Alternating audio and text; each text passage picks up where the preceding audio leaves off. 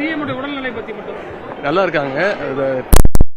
2-3 மாதங்களாக வந்து தொடர்ச்சியா பயணங்கள் இந்த ரோட் ஷோலாம் பண்ணதுனால கொஞ்சம் அந்த கிரீனஸ் இருந்தது.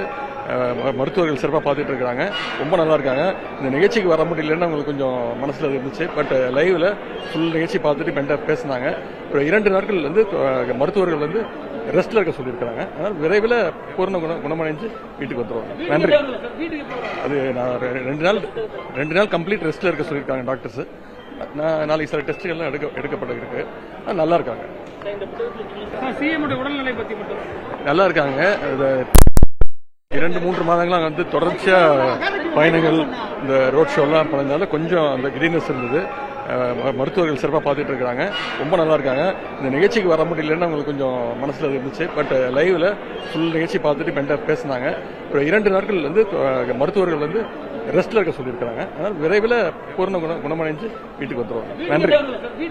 அது நான் 2 நாள் கம்ப்ளீட் ரெஸ்ட்ல இருக்க சொல்லியிருக்காங்க டாக்டர்ஸ். நாளைக்கு சில டெஸ்ட்டுகள்லாம் எடுக்கப்பட்டு இருக்கு. நல்லா இருக்காங்க.